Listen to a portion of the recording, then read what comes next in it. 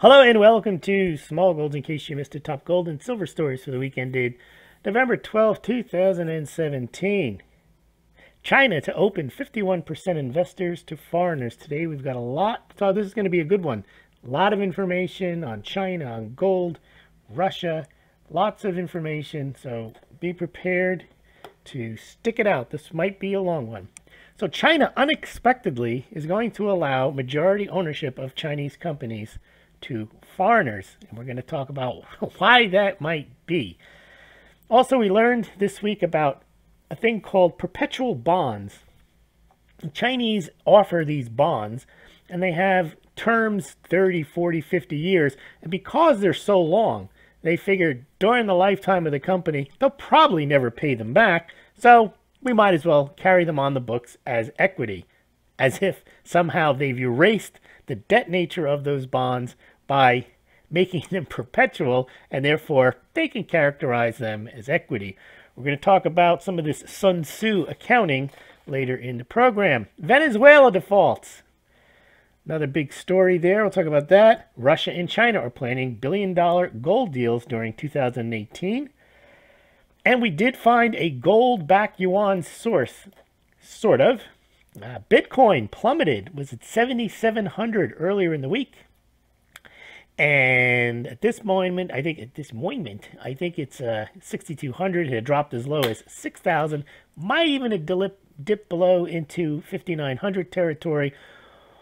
While the fork, Bitcoin Cash, I think when it forked earlier this summer, it had been about $300. It topped almost $2,500 on Bithumb. So we're seeing some turmoil in the Bitcoin space.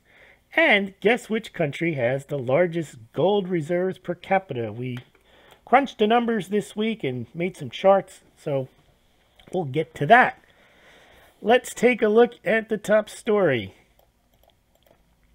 China to open up majority ownership to foreigners. Now, why are they doing that now? Those of you who've been listening to this show for the past few months, I've been highlighting the massive debt bubble that China has.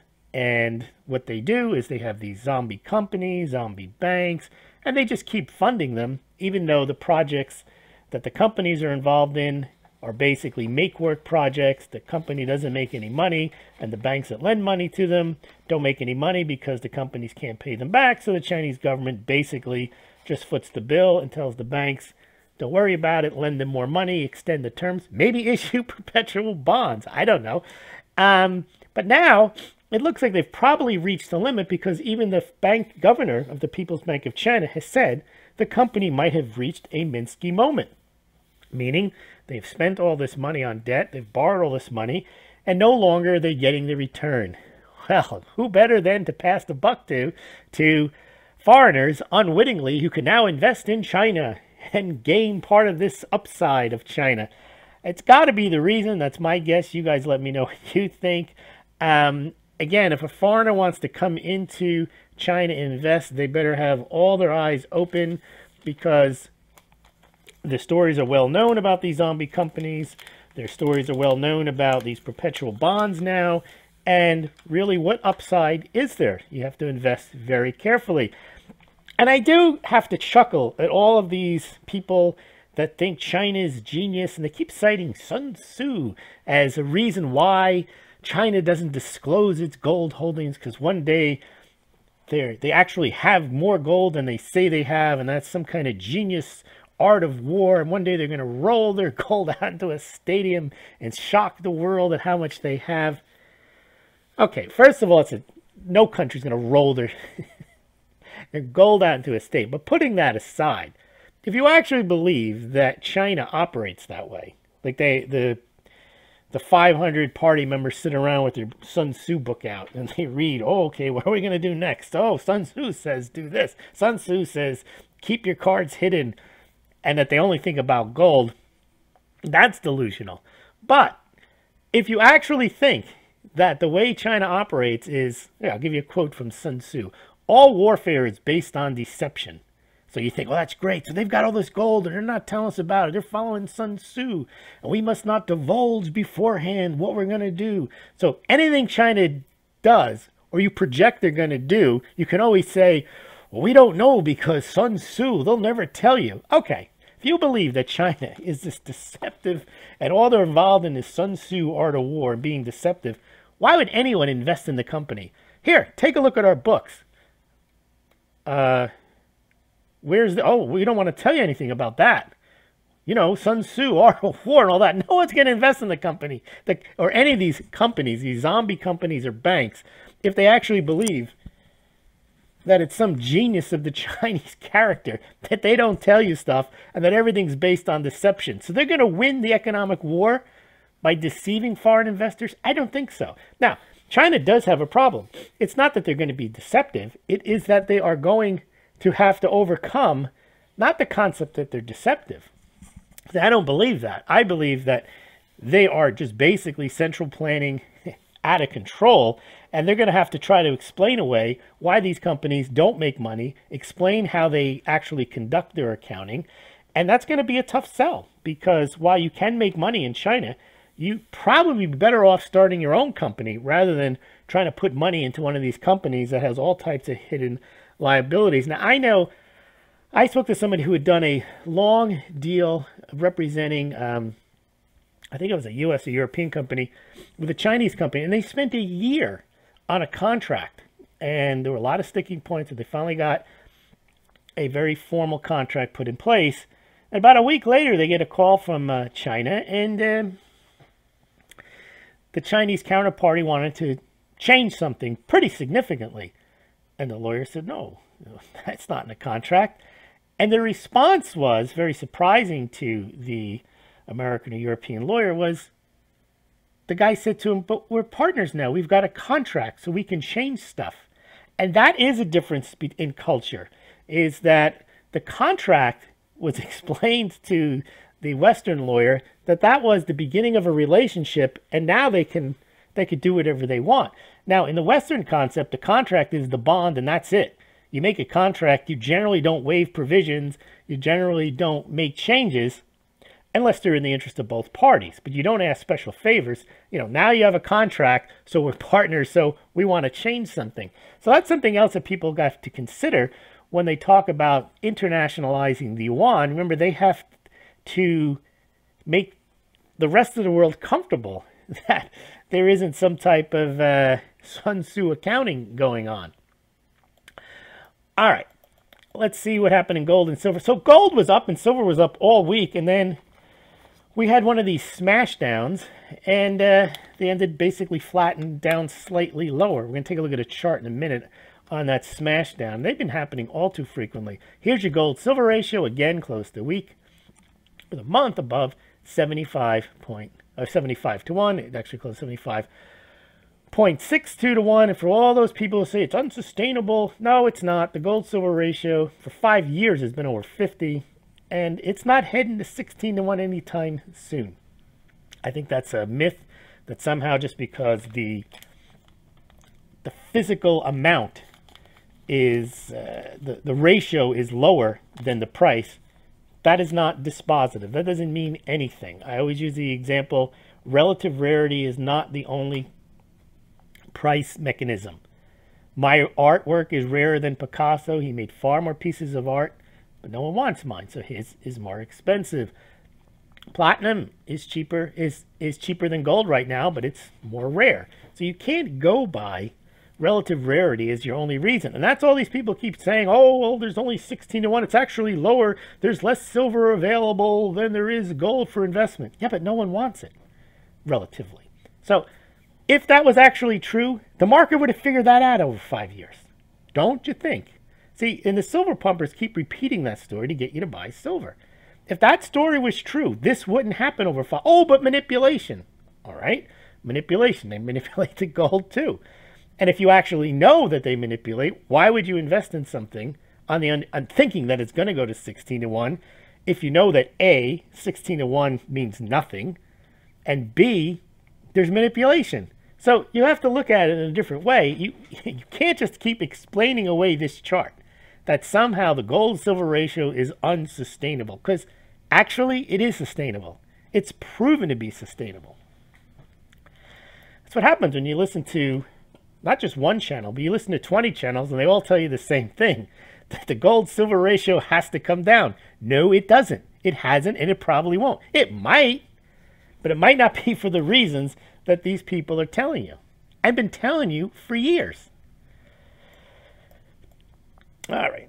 There's a pitch. Please donate to Smaulgld. You don't hear this type of analysis. Maybe you don't want to hear it anywhere else. And if you'd like to donate and keep the channel alive, please donate to Smaulgld via PayPal, via Bitcoin, via Litecoin, or become, I don't even think I have a dozen patrons. You could become a patron. Much appreciated those who have donated a certain amount each month. So you can do that via the BitChute, via the VidMe or the YouTube below, or go to the Smaulgld website and sign up, or go to Patreon. Thank you very much. Now here, let's take a look at, there's some really good graphics here, some good information about China and gold, silver, and everything else we talk about. China used more concrete in 3 years than the U.S. used in the entire 20th century. Now, do you really think China needed to use all that concrete? Yes, they're a big country. Yes, they got 3 times the population. But that much concrete in 3 years versus the United States using 100 years? I would think there's a lot of concrete that was poured that probably didn't need to be poured, and probably will fall apart before they actually get around to using it. That just to me shows how they brought all that demand forward to boost the economy. And now they want to sell those companies to foreigners? Good luck with that. Well, here's an argument for Bitcoin as a store of value, and for large transactions. New York preschool accepts Bitcoin, not credit cards. It's actually a smart move on the preschool, because these pricey schools in the big cities, you're probably talking 20, 30 college-style tuition payments. And when you put it on a credit card, I think they have to pay 2-3%. I don't know what the merchants charge, but it's a lot.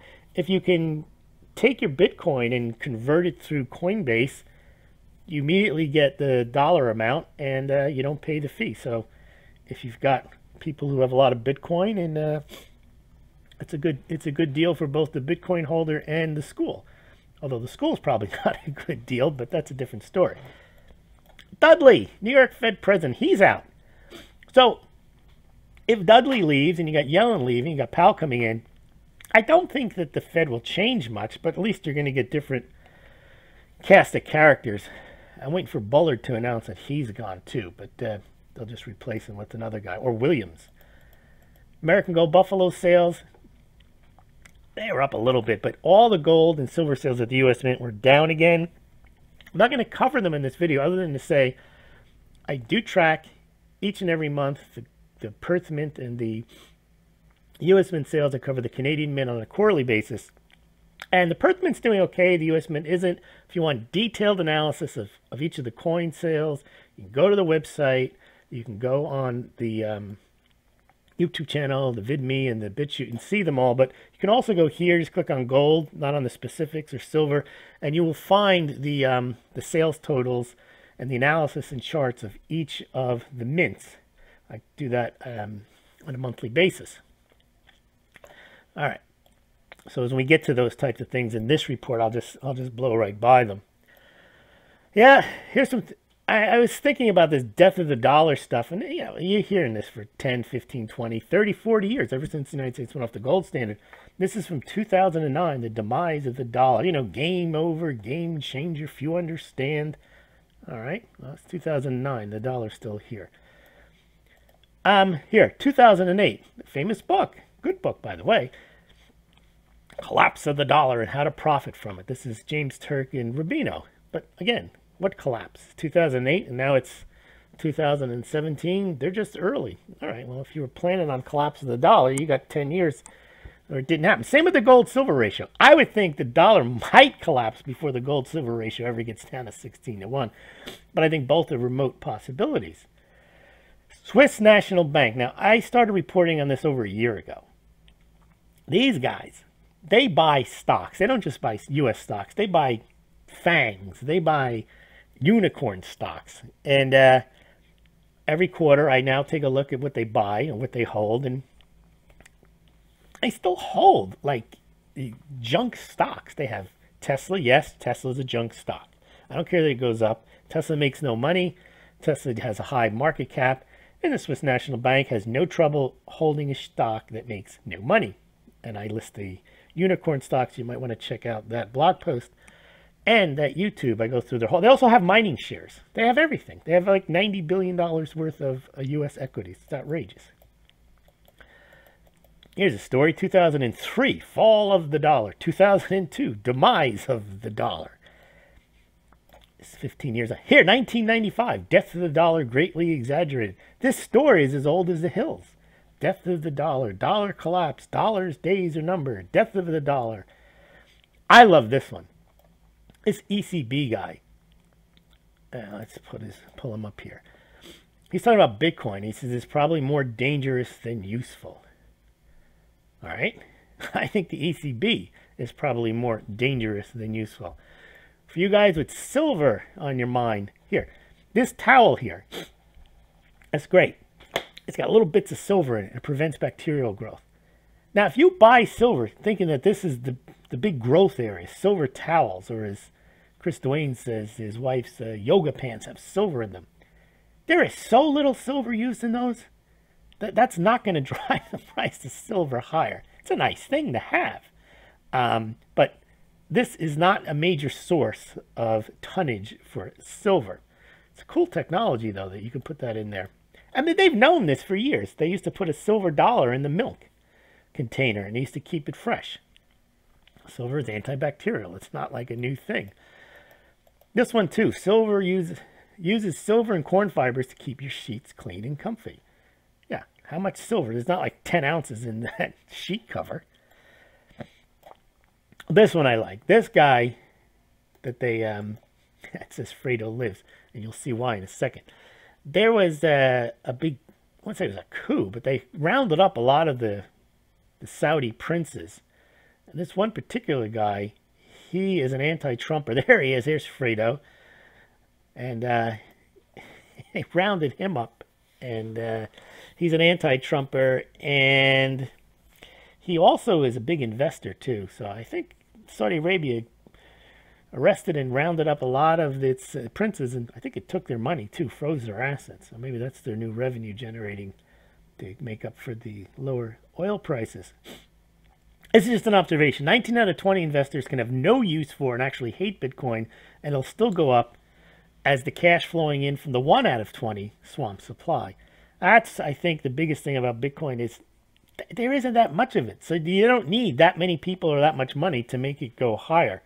As I did in the per capita gold, I determined that there's about almost an ounce of gold for every person on Earth, a little less than that. But there's only 25 million Bitcoin, 21 million Bitcoin. So 7.5 billion people. There's no Bitcoin per person. So that just means that not everyone has to have it. Not everyone has to want it. Just a very small amount of people want to have it and are willing to pay for it. It'll go up. South Korea adds Litecoin to its platform. Here's Litecoin.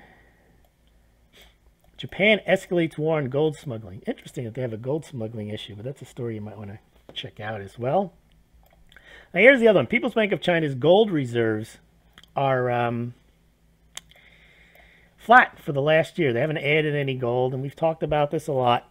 It's not that there's not gold in China. It's not that they're not mining it. It's not that they're not importing it. Not that there's not gold trading on big amounts on the Shanghai Gold Exchange. It's just that as a matter of policy, the People's Bank of China is not adding gold to her reserves. But they were flat again. Perth Mint, as I mentioned, the Perth Mint sales, both gold and silver, are okay. They've fallen off about 16-20% this year, but not like the recent months of the U.S. Mint falling off 80 and sometimes 90%. So there's definitely a distinction there. All right. This I found amusing. They said, has Atlantis been found? Now, Atlantis is a mythical continent known to the ancients through Plato, where they would talk about, there's references to this lost continent. Something gets in Spain, something gets out in the Atlantic Ocean. This made no sense to me. Science Channel thinks that they found that Atlantis, it's somewhere in the South Pacific, which I don't think the agents knew anything about the Pacific Ocean. I could be wrong, but I don't think so. They never really headed that way. And, but There it is. Interesting story. You can check it out. There's some nice pictures. It looks like a lost colony, but I don't think it's Atlantis. It'd be like Pacificus or something.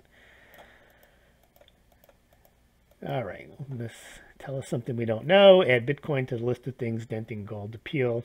Basically a hit piece on gold, as if it wasn't only Bitcoin. There's other things. There are the numbers here. You can see this pretty. Look, they have HubSpot, Tesla, Swiss National Bank, Twitter, Workday, Zillow, Zignia, all companies that make no money. And they have added, you know, in a year, they added 46, 75, 46, 54% to their holdings.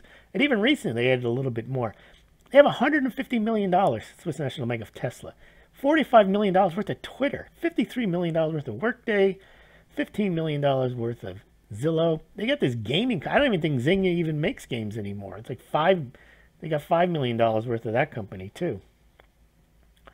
Now, I reported earlier that India had a big month in September of importing silver. Just as a joke, you see, just reporting that. If I were a hype guy, I'd say, game changer, India's smart. They know what's coming, economic collapse. They're preparing to crush the dollar with a huge silver hoard.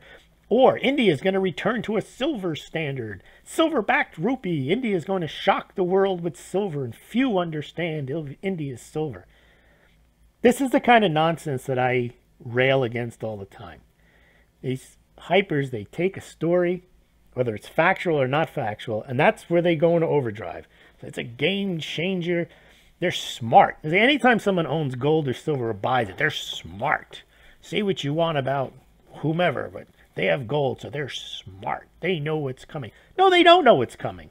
Just like they don't know where the gold-silver ratio is going. Now, people take my comments as being against gold and silver. I'm not. I'm against nonsense stories like that. And there's the story. India imported more silver. This is a fact. I didn't make this up. I looked at the numbers and I compared them. India imported more silver in September than the U.S. Mint has sold all year. But that doesn't translate into India is going to shock the world, and India is smart, and India knows there's economic collapse, and India is going to shock the world and collapse the dollar. Those are the hype stories that people start to believe because, again, they hear them on 20 different channels. Game changer for gold. Gold-backed yuan. Sovereign size buy in 45 days. COMEX default imminent. Game changer. Few understand. Yeah, here you go. How about Litecoin-backed yuan denominated oils futures contract? Sounds ridiculous. It's no more ridiculous than the gold one. You exchange your Litecoin on Huobi. That would be game changer. Get it? Got it? Good. And then they believe this stuff. Here, Trump to ask China to cut financial ties with North Korea, says White House official. No, China's going to counter with gold-backed yuan game changer. Few understand. Death of the petrodollar. Collapse dollar. People become so addicted to hearing that. They get annoyed when you try to tell them maybe it's not true. No. It has to be true. Here. What's this one here? De-dollarization. Hegemony. Dollar hegemony. Okay, so Egypt, what did they do? I don't know. They had some human rights violation. And, but they're smart. They have 76 tons of gold. So, if they're against the dollar and they have gold, then whatever they do must be good. Here, U.S. and China to sign $250 billion in deals. Because they're for de-dollarization. They're trying to crush the dollar by doing deals with the United States. Oh no, but Sun Tzu, you see, there's some secret plan that China's going to crush the dollar by taking their money. Okay, Zimbabwe. Gold producers increase delivery. Well, it's good for Zimbabwe. That doesn't mean gold supply is up here all around, but there are places where gold exploration and gold production is increasing. In fact, Russia plans $1 billion mining venture with China. I want to click on this story, read about what they're planning. Basically, they want to exploit some of the gold reserves in Russia and China, and they'll do this joint venture. Makes sense for them to do it. It doesn't mean they're going to launch a gold-backed ruble or a gold-backed yuan. People say, why else are they doing it? To make money. Why else did you do anything? You don't do everything in life to buy gold and to back your currency with it. Why else are they doing it? Must be because they're going to crush the dollar. That's why they do everything. Cobalt in a silver mine. First cobalt report, high-grade cobalt in a silver banner mine. That's interesting because cobalt's very valuable in the electronic economy with lithium batteries, and so you need lithium, you need cobalt. They're very rare, and most of that cobalt, I think, is in some place in Africa. So it's intriguing that you can get cobalt out of a silver mine. Yeah. Once you pay for coffee in Litecoin, all commodities will be priced in Litecoin. That's a mock on the whole. Once China accepts, it starts offering gold for oil, it can do the same with all commodities. Okay. Once you believe one fantasy, I guess you can believe any fantasy. Yeah, slower Bitcoin harkens back to the days of sound money when people waited for the gold stagecoach to arrive. I mean, that's how the Bitcoin people can justify the slow transactions now on the regular Bitcoin. They could say it's like sound money and, waiting for the stagecoach to arrive. It's just like gold. All right, things that make you go, big story about, this was a big story about gold. About Chinese oil benchmark. Yeah, it was a big story, except there is no gold backing, so I don't know what the big story was there. Yeah, huge story no one's talking about. Winning game changer. This one was interesting. This guy here, he mentioned in a positive light that $4 billion worth of nominal dollars were thrown at the COMEX market and crashed the price of gold. And the idea was that all you got? You spent $4 billion and you only got the price to go down so much? Last year you had to spend half the amount. As if that's some kind of winning, game-changing thing that, you got a beating, and this beating, they expended more effort to beat you up, and you didn't get hurt as badly. So somehow that's a good thing. I see, once you look at everything, that everything is positive for gold, sure. A $4 billion sell for no reason, that's a good thing, because the price could have gone lower. No, it's a bad thing. It shows that they can still manipulate it, and someone has $4 billion that they can throw at the price of gold at 2 o'clock on Friday afternoon if they feel like it. A horrible situation. All right. Indian gold imports slow in September. Now, the first article I wrote, I get the numbers on the Indian gold and silver imports at the same time, and then I produce an Indian gold import and a silver import blog post, and I explain what happened that month. The Indian silver import, because the Indian imports were higher, got picked up. Gold seek gold, this gold core, they all, that gets thrown around, and everyone wants to see it, and everyone gets excited about it. This one, actually, someone got mad at me. He's like, you should be more positive about gold.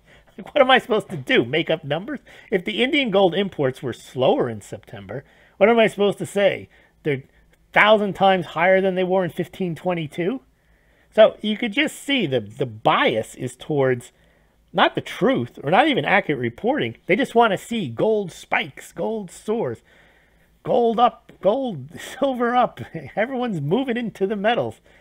I guess people, they like to read that for years. 5 years you've been hearing gold set to skyrocket, gold this, silver that, and it doesn't happen, but you keep waiting for that next story to tell you that it's gonna go higher. If you understand gold-backed yuan.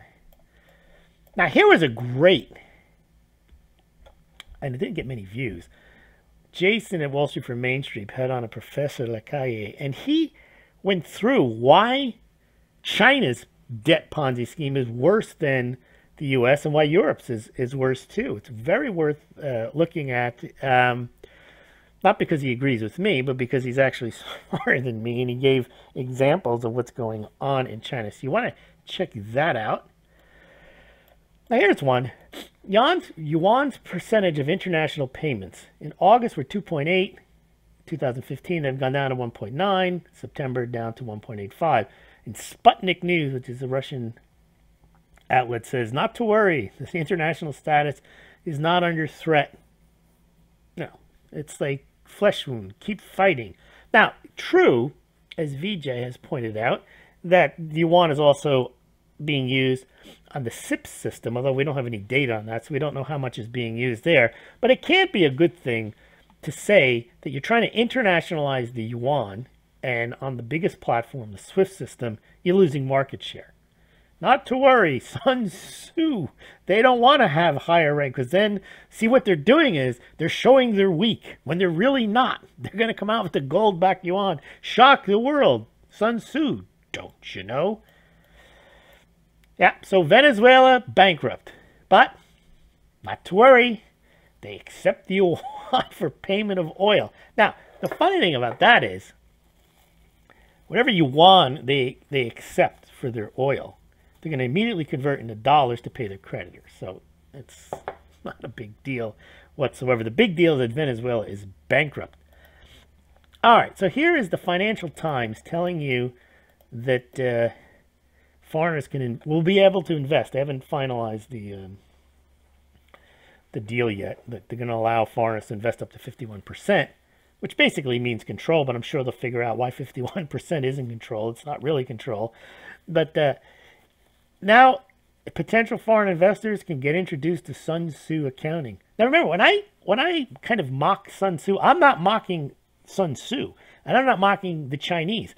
I'm mocking the Westerners who talk about Sun Tzu as if that's what drives Chinese policy. I doubt that they even think about Sun Tzu.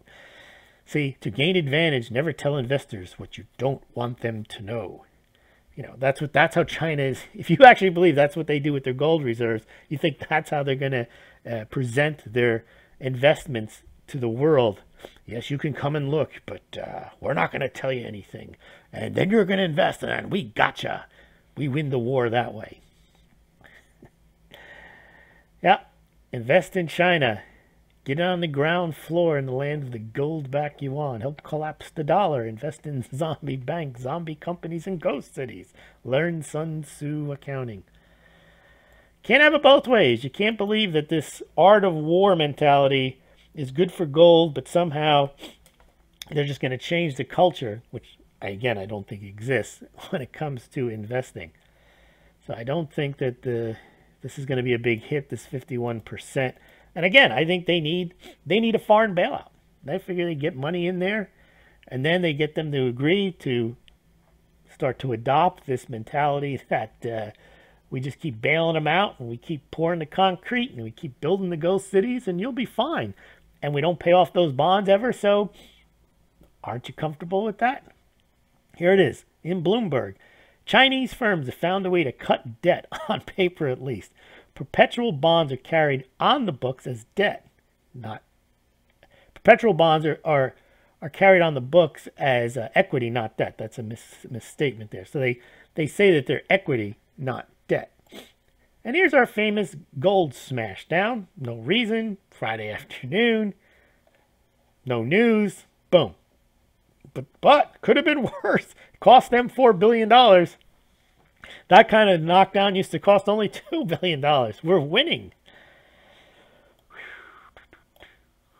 Now, here's interesting. John McAfee, if you remember, a couple of months ago, and this was after Bitcoin Cash was out, he goes on TV and he bets that if Bitcoin isn't $500,000 in 3 years, he was going to eat a part of his anatomy on TV. I don't know who'd want to see that. But now he comes out and in a convoluted post, a tweet, he says that Bitcoin Cash is the one now. It's got all the power behind it. And I think that's probably helped some of the selling in Bitcoin and the increase in the Bitcoin Cash. Now we finally got a source. This is the first story I've ever seen where they actually quoted somebody in China talking about the gold-backed yuan. But it's more like the reporter putting words in the guy's mouth, because if you read it, this guy appears to be legitimate. I did some research on him. There seems to be this thing called Center for Globalization and Modernization of Chinese Institute of Foreign Economy and Trade. It's like a professor, Wang Zim, so they didn't make that up. But if you look at the way they word it somebody sent this to me, and I wrote this in response on the YouTube where he sent it. It says, I wrote, this is carefully worded Russian propaganda. They slipped in a quote from an actual Chinese person for the first time. So now we have a source. Wang says he regards the possibility of converting futures into gold. Now, possibility is not the same, however, as launching a gold-backed yuan. And what I still think, China is going to launch an oil futures contract denominated in yuan with no convertibility on the Shanghai Gold Exchange and no backing. Remember, if you back it, you have to like fix a price. They're not going to fix a price of gold. No oil will be delivered under the contract. It's a hedging instrument. At one day or never, gold may be involved. I mean, if they want to eventually internationalize the yuan, they probably will have to back it with gold or change. Things have to change. It's not going to happen in December.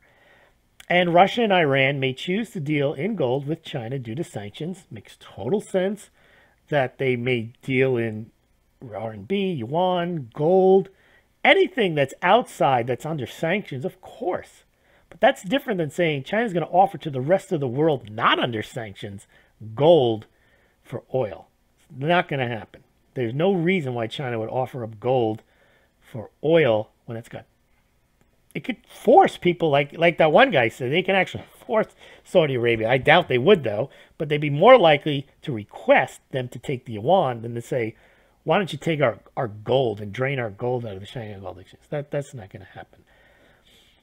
All right, so now Bloomberg did cover this. It's a good story. Mysterious gold trades of 4 million ounces spur price plunge. What I liked about this article is they did say this has been happening. They mentioned like a month ago, 2 months ago, there were similar smash downs, and yes, they spent less money to drive the price further down, but still not a positive thing. But at least it's getting some mainstream media attention that there's no reason for the gold price to get hit on the COMEX like that. All right, so we had a lot of I was very busy this week. I put out a lot of blog posts, a lot of YouTubes. As quickly, there's the one on the FANGs that the Swiss National Bank owns. We did the report on the American Gold Buffalo sales. This month in November, very few sales. I think 2,500 American Gold Eagles sold, 500 American Gold Buffaloes, and just 90,000 Silver Eagles. So far, the month is half over. Remember, they stopped selling in the first week of December, so this year's been a very dismal year for sales at the U.S. Mint. There's the Perth Mint sales. There's the People's Bank of China's gold reserves. There's the India import blog post and the link there. And the YouTube. There is my new trailer for the Smaulgld YouTube channel. We don't need lies and hype to tell the truth about gold. That's just a couple of minutes. I did 2 Smaulgld subscriber sound off episodes. This one is with Eric the Red on your investment philosophy. We did another one with Fernando last night, Ortega, on Bitcoin Cash and Bitcoin in general, which one will survive. We also talked about silver in Mexico and the Hugo Salinas price proposal for the Silver Libertad. So you want to check that out. There's the Perth Mint report. There's the Indian gold imports, which was not a hit because they weren't skyrocketing. So no one wanted to report on slower Indian gold imports. Yes, you're being against the gold community when you put stuff out like that. Only positive news. Here's positive news. Kazakhstan moves into 17th place among gold holding nations. Kazakhstan is smart. They know what's coming. No, Kazakhstan has gold reserves. Kazakhstan is a gold mining country. Kazakhstan knows that its own currency isn't worth that much compared to other currencies. So it uses its own currency and it buys gold and adds it to reserves. That is smart. It's not gold specific smart. It's finance smart. Makes sense for them to have gold reserves when they can just go and pluck it out of their own mines and add it to reserves, which what Russia does. Smart. They know what's coming. They're going to crush the dollar. Here's Switzerland has the most gold per capita with nearly 4 ounces per person. This is not the chart. You're going to have to click on the link, or this is just a chart of how much gold they have in millions of ounces, but not per capita. That is in the chart on the blog post or in the YouTube. And there's Fernando's, which will survive Bitcoin or Bitcoin Cash. Thank you very much for listening. If you're interested in buying gold or silver, you can also do through the Smaulgld site. Not investment advice, but if you click on the links, BGSC, Money Metals Exchange, SD Bullion, Gold, and Eagle Coins, you can compare pricing and shipping. And if you do buy, you pay no more, no less than if you visit those sites directly. And Smaulgld makes a small commission. Also, you can sign up for a Coinbase account. Not investment advice, you do that either. But if you do, and you buy $100 worth of Bitcoin on Coinbase, you'll get credited with $10 worth of free Bitcoin, and Smaulgld will get the same. Thank you very much for listening, and we'll see you next week.